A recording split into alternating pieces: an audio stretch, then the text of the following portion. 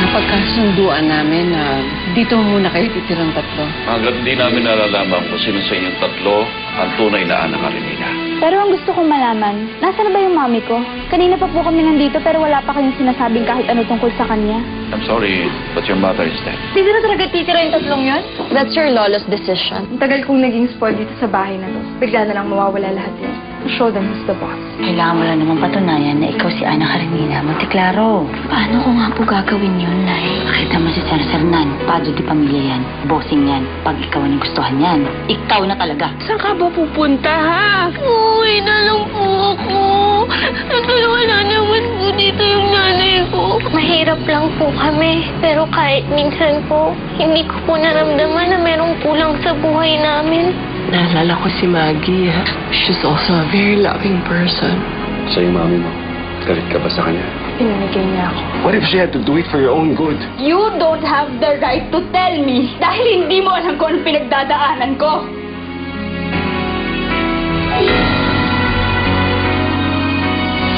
Sobra yung galit sa mata ni Nina habang tinitingnan niya yung picture ni Maggie. Ano, parang sinisisi niya yung mami niya sa nangyari sa buhay niya. Abel, we don't even know if Nina is indeed Maggie's daughter. For all we know, baka naman impostor lang din yan katulad ni Ana at Karen. Ruth, that's not the point. I was just wondering kung bakit gano'n siya ka-bitter. Siguro merong hindi maganda nangyari sa childhood niya. You see, Abel, I'm very busy. Wala akong time para i-analyze kung anong childhood meron ng kung sino mang Poncio Pilato. Lalo na kung yung taong yun ay threat sa akin o sa mga pinaghihirapan ko. Hi, Mom.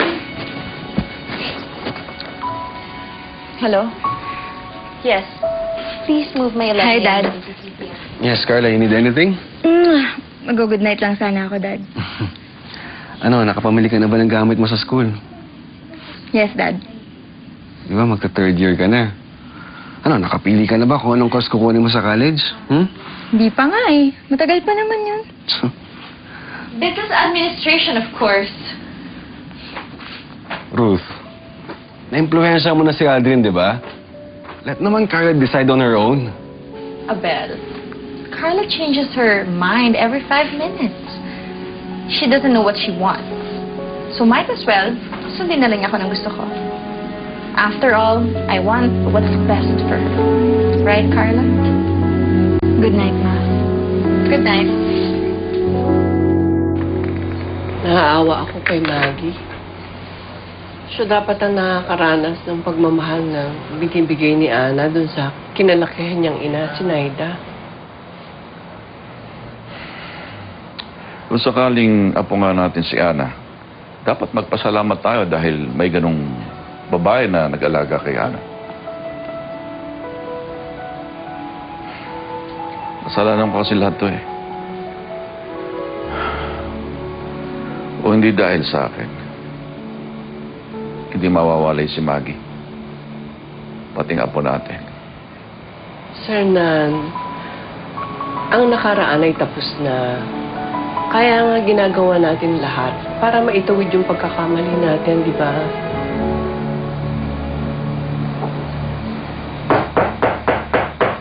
Tuloy, sino yan?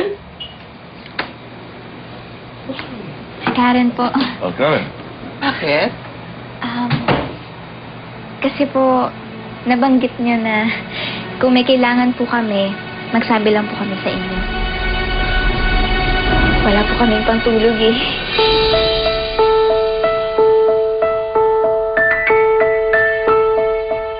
What? Bakit mo kayo nangihiram ng night eh? Para kay Susie. At hiram din ako ng pajama ni Carla para kay Karen. O, dagdagan mo na rin para kay Nina. At si Ana, ha?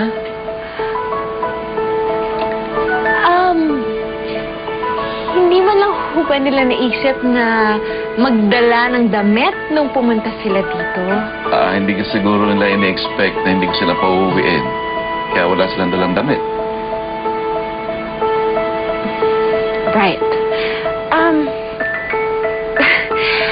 Uncle Fernan, hindi naman ho sa nagseselan ako, ano? Pero hindi ho ba parang unhygienic po kung magpahiram kami ng damit sa ibang tao?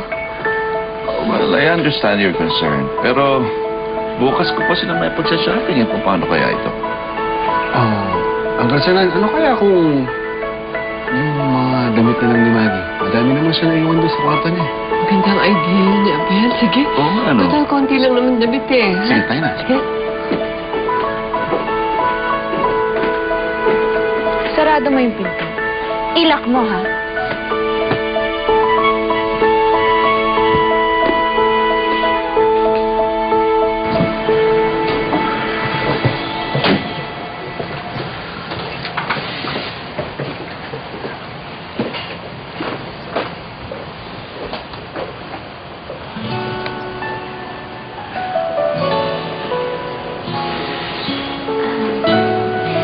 Lolo, kaninong kwarto po to?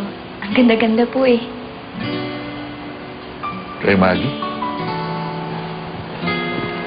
Matagal na panahon kami hindi nakapasok sa kwartong ito. Ngayon lang.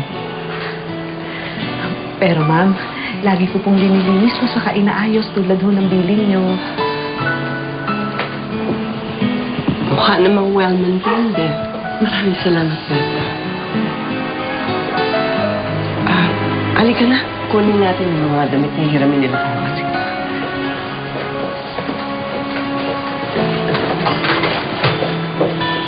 Karen?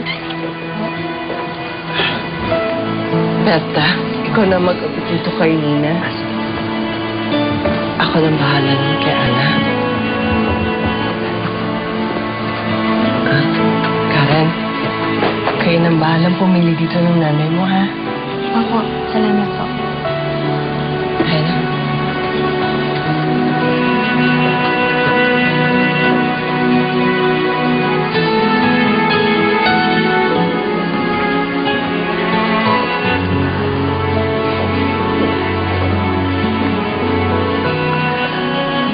Gusto mo bang makita ibang pictures ni Maggie? Opo, sana. Gusto ko po kasi talaga siyang makilala eh. Kaso, nahihiya po ako sa inyo. No, it's okay. Meron pa siyang mga photo album sa library. Kukunin ko lang. Salamat po.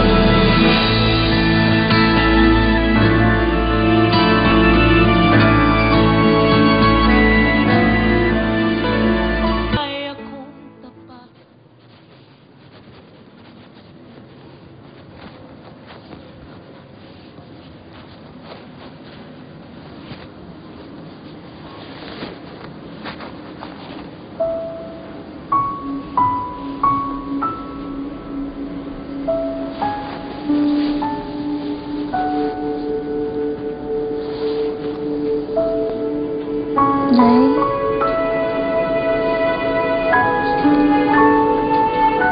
Nay, sabi po ni Ma'am Carmela, sa anak niya daw po to. Siguro po, ang bait-bait din niya. Kasi po ang bait-bait ni Ma'am Carmela eh. Kahit na po ang yaman-yaman nila.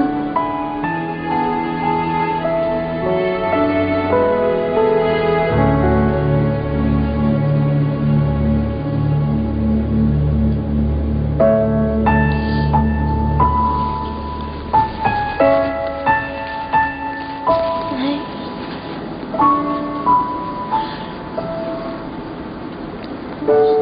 Nay, sayang po. Sayang na hindi ko po kayo makakatabi sa pagtulog. Sa pagtulog dito sa malambot na kama nila. Nay, wala pong lampu ito.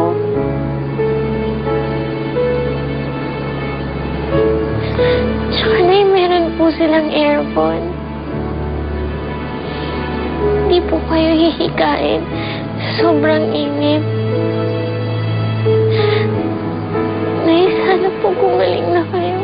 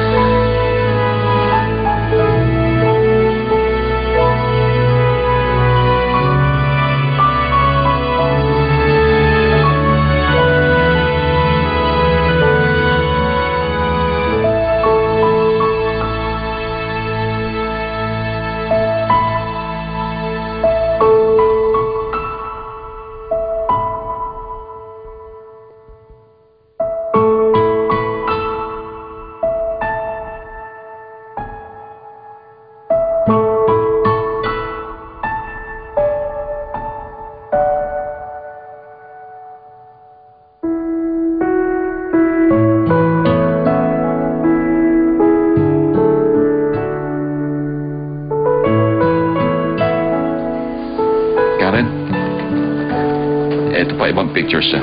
May kilala ko siya sa'yo. Sige po.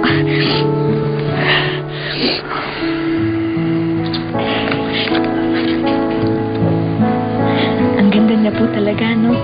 Yes. She was so beautiful, inside and out.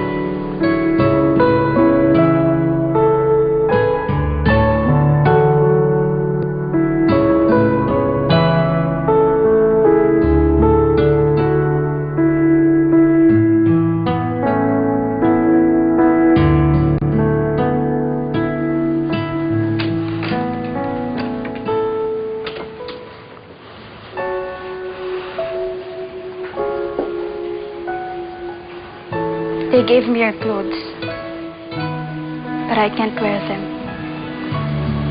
In fact, gusto ko nga siyang sunugin eh.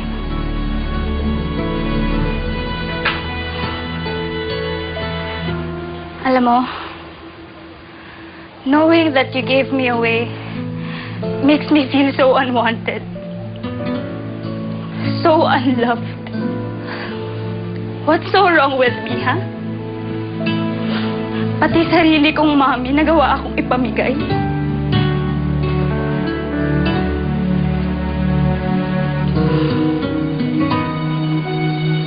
Alam mo, kung alam mo lang kung anong nangyari sa anak mo, you will be ashamed of yourself. Maggie, Monteclaro, kung ikaw man talaga ang tunay kong nanay, gusto kong sabihin sa'yo na wala kang kwentang tao. Wala kang kwentang ina.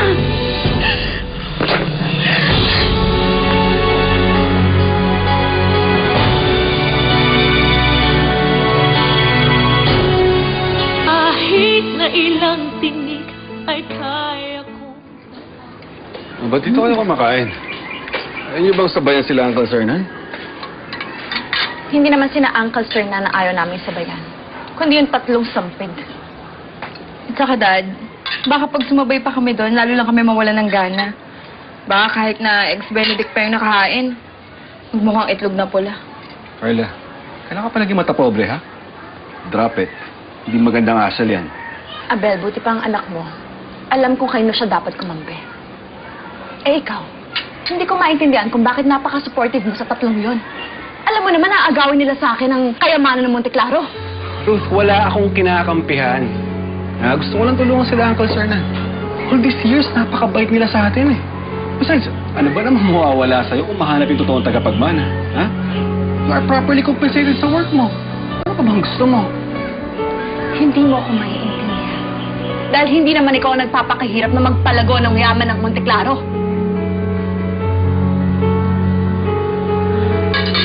Dad, Mom, please. Pwede ba mag-breakfast tayo ng maayos? Huwag naman kayo mag-away, oh.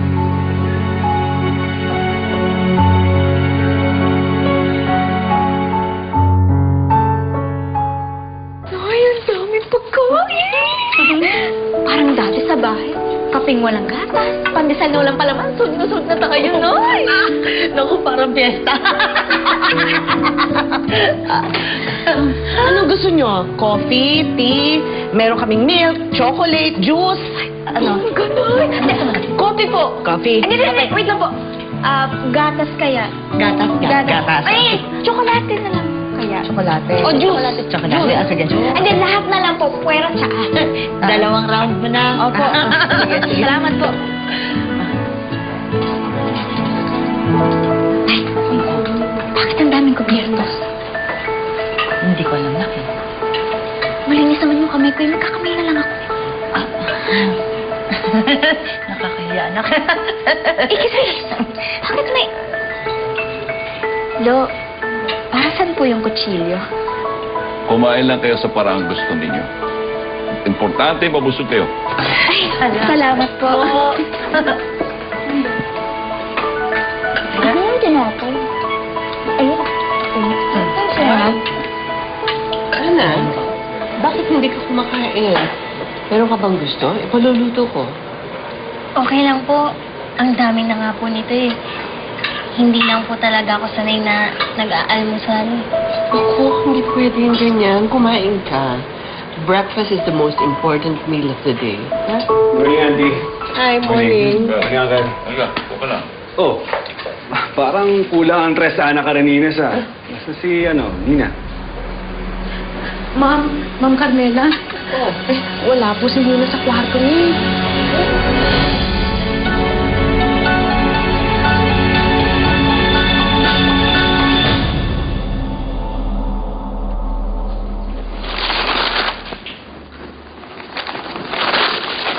O, Nina.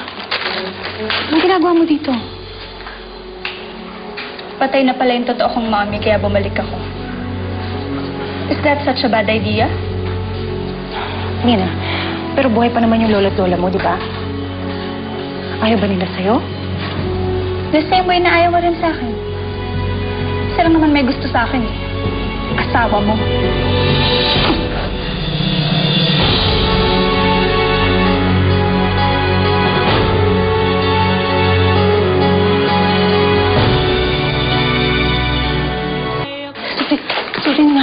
Sorry, Nina. Nabigla lang ako. Ayoko lang kasi yung nagsisinungaling ka sa mga ganyang sensitive na bagay. So sa tingin mo talaga, gawa-gawa ko lang yon, ganon? Well, Nina, your dad denied it. Ang sabi niya, hindi daw niya magagawa niya yun sa'yo.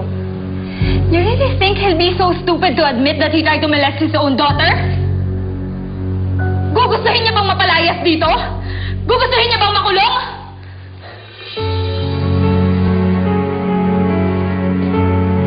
Hindi mo naisip yon.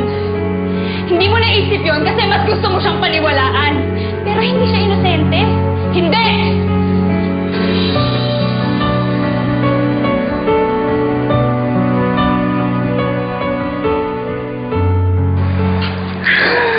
Anak, napakaswerte natin. Nakalain mo, ang sarap-sarap na ng kinain natin.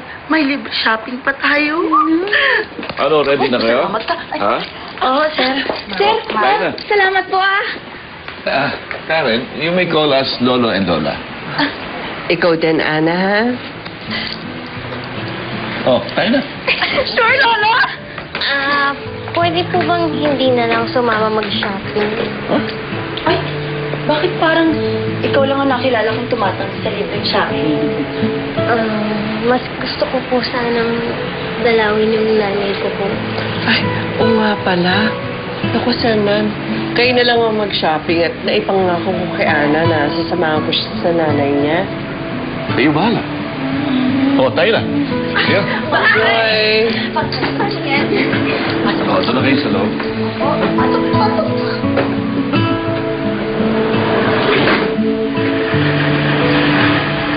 Salamat po, ma'am. Lola, Ana. Tata, patawag mo nga ito sa sakya, please. Sige pa, ma'am.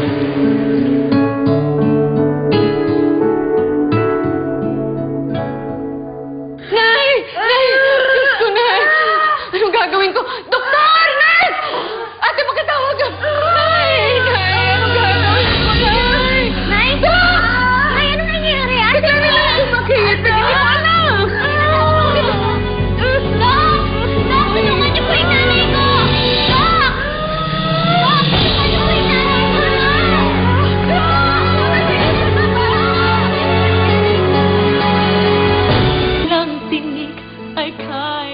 Binigyan ko na ng painkillers ang nanay niyo. And it will last for a few hours. Pero, kailangan niya mag-undergo ng partial hepatectomy as soon as possible. Kailangan matanggal ang tumor kung hindi kakalat to sa buong atay niya. Tatanggalin po yung parte ng atay ng nanay ko? Yes, may matitira naman na malusog pa. Pero, kung hindi natin isasagawa ang operasyon kaagad-agad, pati yung natitira niyang atay ay mahawa din. Maaari niya itong ikamatay. Ate, paano yan? Hindi ko pa napapatunayan na ako ay nawawalang apo ng Monteklaro. Narinig mo naman ang sinabi ng doktor, di ba? Ikamamatay ni nanay kapag hindi siya naoperahan. Gumawa ka ng paraan. Kinakailangan magsinungaling ka sa mga Monteklaro o kaya man magnakaw. Gawin mo. Basta magkapera ka lang para sa operasyon ni nanay. Ana?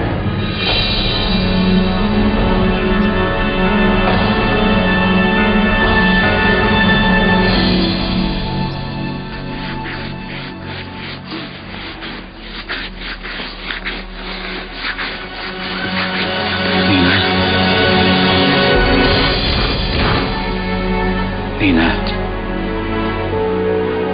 Nina?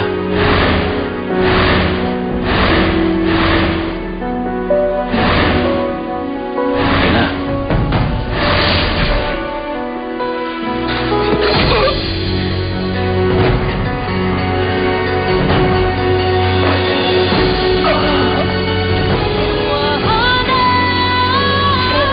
po kasi operahan si nanay. Wala po kasi kaming pera. Huwag kang mag-alala. Akong bahala sa lahat. Pero paano po? Hindi pala ako yung tunay na anak Karenina. Ew! So gross! Tawag dyan, mag-inang walang manners. Kung makapagsalita ka, parang ang bango-bango lang utok mo. Ha? Ay, anak na Diyos! Kaya na? How's your trip? Kinausap namin ni Mr. Rini may-ari ng lupa kung saan natin gusto magpatayo ng mall. Sounds good. Kailangan nating magpa-good shot ngayon, lalo na kay Lolo Fernan. Bakit naman tayong papagood shot kay Lolo? Eh kasi nga kuya, bukod kay Ana, meron pang dalawa. Si Karen tsaka si Nina. Ibig sabihin 3 ang anak ka rin, Nina. Mr. Barredo, sinakal po. Nakasabayan niya po sa panganganak sa ospital ang isang babaeng may anak na ang pangalan ay Ana Karenina.